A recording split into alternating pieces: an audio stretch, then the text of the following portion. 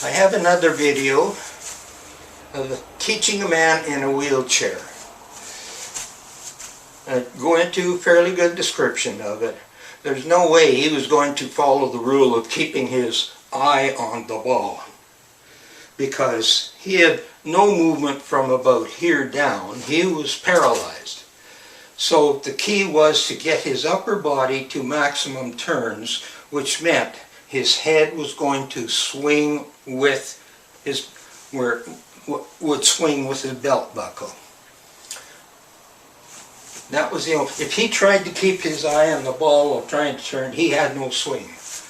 This is a story about a man who had natural fusion in his neck vertebrae. If I was there at the camera, he was looking this way, and if I spoke to him, he had to turn this way or swivel his body, because he could not turn his head at all. He came to me for golf lessons to see if there's anything I could do to help. Well, he showed me what he was doing. He was keeping his eye on the ball, but when he went to turn, he saw his eyes beginning to swivel off and he would stop. And then it became an arm swing out of his shoulders. The key was, I said to him, you've got to be able to turn that upper body, shoulder area around the spine. I said, your head is going to go with your breastbone precisely.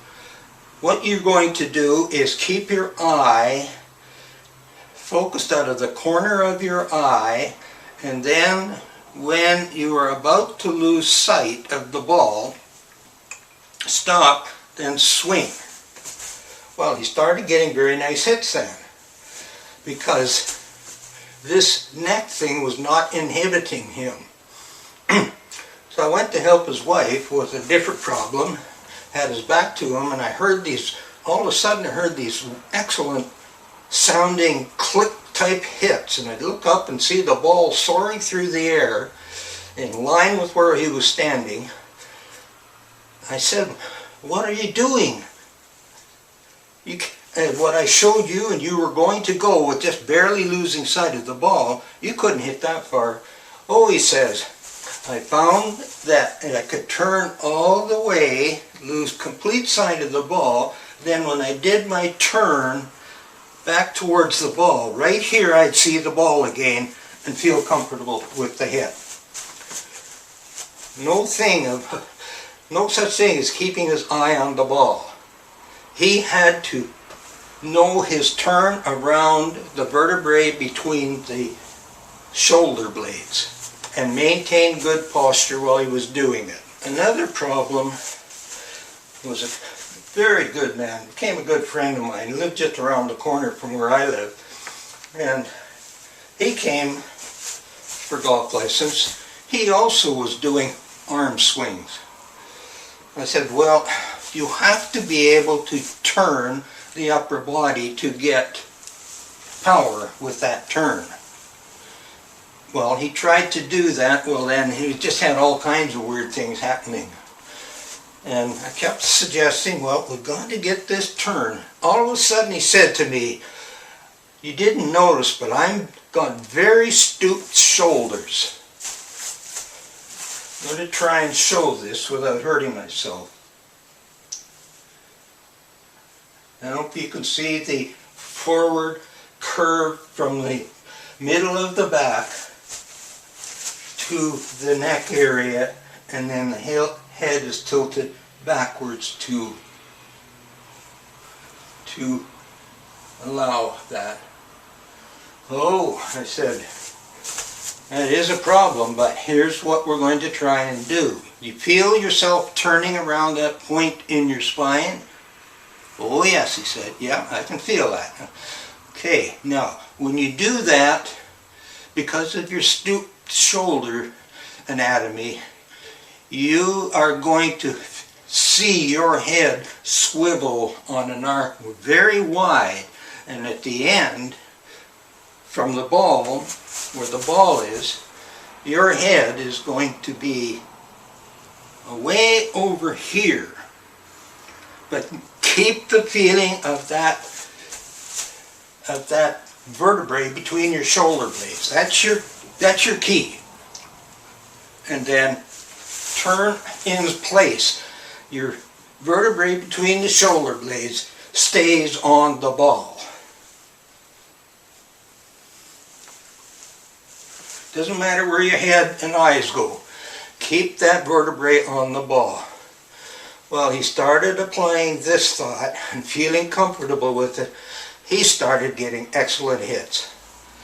His shoulder turn was here, his head was way over here. On the follow through, his shoulder turn, the vertebrae between his shoulder blades was here, his head was way over here, but he had made magnificent contact because this point between the shoulder blades stayed on the ball. That's what should be taught, rather than keep the eye on the ball. I brought up about the eye sockets being the head of the neck vertebrae. The eye sockets point at the ball. Now, what I would teach my beginners to do, because they had no suppleness here, so I say to them, there's two things. When you're going to start your swing, turn your head so you're looking about a few inches past your foot. Just turn your head and then hold it there. Then you can turn. Well, they were getting nice, relaxed, takeaway turns. The other way I said, if you don't feel comfortable doing that part, turn your head and look out of the corner of your eye. Then allow your head to swivel at the same time as the belt buckle. Some of them like to do that part. Alright, so turn, see the belt buckle move, see my nose move. This is the way I swung all the time. My head went with my belt buckle. And you can get a little lead turn back to help create whip. Another thing I want to show you is the eye line. I'm wearing glasses. You see my glasses are across the irises of both eyes. They make a straight line. Try to show it with a stick here, a ruler. Alright. See this? Now if you try to keep your eye on the ball, trying to turn, I wonder if your eyes are following the line of the irises, and they will affect your golf swing to come over the top, to swing along that iris line. It's just a thought. It occurred to me with some of my students. So I would teach them to turn their head. Well, this iris line then was like this, and in posture it was like this. And I would teach them swing along that new iris line. And it gave that inside to out swing, combined with keeping this contact here.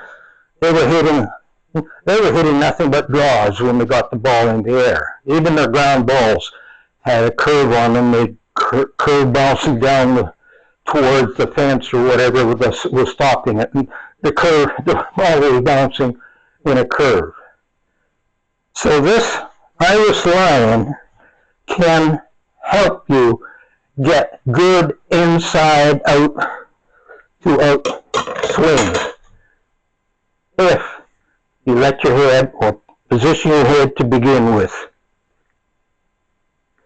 Now I give a lot of training in some of the videos about keeping the knee straight so you can swivel around it, and you can actually get accuracy and power by doing that.